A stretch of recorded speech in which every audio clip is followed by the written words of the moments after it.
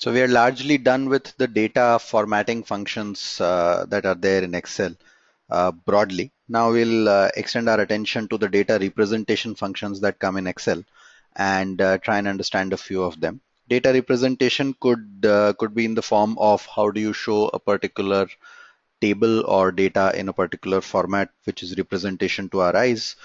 How do you break up data in such a fashion that it is useful for someone to evaluate or understand? How do you, let's say, sort data ascending to descending or in the ascending order or descending order? How do you grab only a portion of data out for representation? And how do you do some basic calculations on this data? So that all would kind of come in the data representation functions. While we are doing data representation functions, we will also understand how do we start incorporating formulae within Excel, right? So that's the first task that will come to our end, which is how do we incorporate formulae in Excel. So that's the next task that comes to our hand.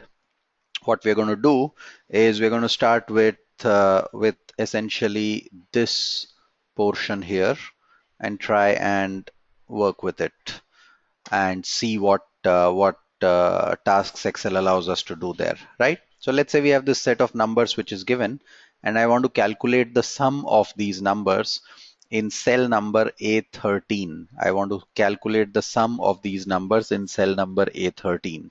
First, let's say if I can find out what is the sum of these numbers. So in general, when you link in Excel, so the first thing we'll understand is linkage in Excel.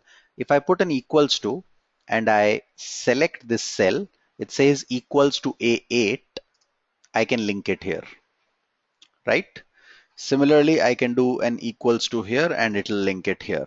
What is interesting is if I now do a copy and paste of this number here, see a couple of things. Let's do a copy and paste of this 2 in cell number B9. We get a copy of 2 here. But if I do a copy and paste of this cell C in cell 10, C10, C9 to C10, it does not copy 2, it copies 3, right? That's because by default, Excel copies a formula. That's the default copying thing. If there is no formula, formula, so this is the default access that happens in copy and paste. It'll copy and paste a formula. When you see here, this is a formula. It links this cell to another cell, right? So when I copy and paste it here, when I do a control C and control V here, it is correspondingly copying and pasting the formula in the subsequent cell. And that linkage is what continues as we go along, right? So similarly, I can copy and paste this here as well, and that gives me the data point. If I do want to, however, copy and paste a specific number and not a formula, now if I do a copy and paste of this number here, what will happen is that, look, this is looking at a cell 2 cells to its left. So if I do a control C and control V here, cell D10, D12 will also look at a cell that is 2 cells to its left. So remember, this formula looks here, this formula will look here, and that's blank, so it comes as 0. Now suppose I want to paste 10 as 10, right? But remember, this is a formula. So there is a formula that is calculating something. I want to paste 10 as 10. So what will I do? I will do a control C. On this cell, I will say paste special. You see this paste special here? There are a lot of options in paste special. We're not looking at all of them for the time being. We will click on this, and out of the headers, we will paste values. By default, it pastes the formula. But if you copy and you do a paste special saying values, it will paste the value there, right? So that's how you use paste special and paste as values. But the primary idea of this was to understand how do we create a linkage in Excel. So I can link a particular cell here to another cell somewhere else and say that this is the calculation, right? Because I can link it here, let's say I have to calculate the sum of these cells, I can just do a calculation of 1, put a plus 2, put a plus 3, plus 5, plus 10. And when I press enter, it gives me the summation of these cells, right? So this is the total that I have calculated. If I double click on it, it also displays the formula that I have written, right? Now that's easy to do if there are only about 5 or 6 or 7 values, but if there are 200 values, what do, right? So I will delete this. That's where, interestingly, on the menu bar that you see on the top, you find this auto sum function coming helpful. If you click on auto sum here, it will insert a formula there. The formula uses a mathematical function called sum, and it sums whatever is in between that range that is given in the brackets. So sum everything between cell C8, cell C8 and C12. Everything in between this is to be summed. That can sum, and that's what we are looking at. When I press enter here, it'll give me the sum for this as well, right? I can delete this. I'll try it once again. So just go to the cell below this, click on auto sum. It automatically does the summation. Click enter. It'll give you the sum, right? I can also do this manually. I can press equals to insert sum. You will see this entire list of formulae coming down. We'll discuss some of these at a later point. But if I select this, it opens a bracket and I can select this entire range and then close bracket and press enter, and it will give me the summation, right? So that's the way we would perform a summation here. I can also try and test a few things. If I select all this, if I select this entire data set, somewhere here on the bottom corner, you find the sum of this automatically gets calculated as 21.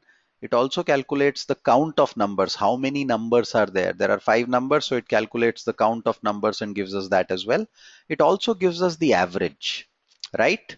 Now, can I calculate some of these as well? So if I write a function called count and I count all these, it'll give me the count as 5, right? So this is the count now. Can I do a sum of this once again? I can write sum and select all these and get the sum. Can I find average? Now by logic, because sum was sum and count was count, average should also be average of these 5 numbers. And that is 4.2, which is what we just saw, right? So all these functionalities could be put in terms of formulae. We can use a formula called average for average. We can use a formula called sum for sum. We can use a formula count for count.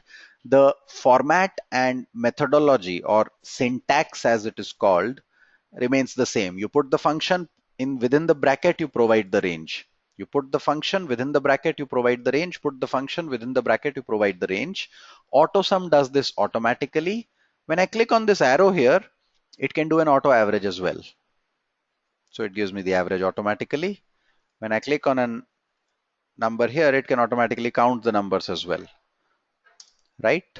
When I click on this cell again and do automatically, it can give me a max number as well. Which is the maximum number? Max number out of all these is going to be 10. And similarly, there's a function called min, which is available here. I can put a min. The minimum number out of these is 1. These are particularly useful when you want to identify which is the highest value and lowest value, what is the average of a certain set of data that is available within a large set of data. Let's say you're given stock prices of a particular company over the last 5-year period in the stock markets. How do you find the highest value or lowest value out of that? Let's say you're given prices of a particular cell phone over the last 25 days. How do you find what was the maximum price on Flipkart and what was the lowest price on Flipkart over that period, right? So that's where some of these functions become useful.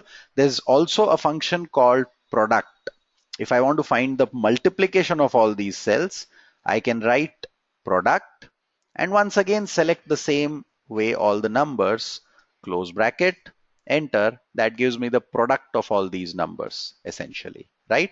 So that's how we use the linkages in Excel and we connect numbers together in Excel. That's the first bit of thing we need to understand in terms of data representation, that when we are calculating data and immediately dishing out data, sometimes it might help us to find out what is the average of a certain data, what is the summation of a certain data, what is the multiplication of a certain data, what is the count of the number of estimates that you have given. And it could be useful in trying to kind of represent this in the form of a report somewhere. That's where all these functions become important. Just to quickly repeat, all you need to do is press an equals to, put in the function that you want to kind of put in, and select the set. Let's say we want to only multiply these two cells. I can multiply only these two cells and put this here.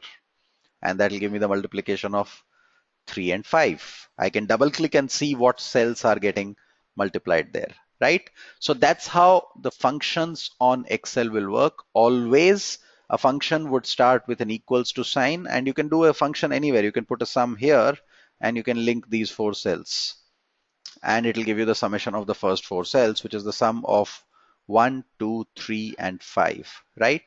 So that's the summation count that comes in. One small trick that I would want to show you just as we finish this particular video is, if I have these 5 cells to add and I am in the cell just below this, if I press the keys Alt and plus, if I press these two together, Alt plus, in this cell, it'll automatically select everything. And then when I press enter, it gives me the sum. So Alt along with the plus key is going to give me the number here, right? That's the first part of our data representation things that we were looking at, which is linkage of cells and usage of basic formulae.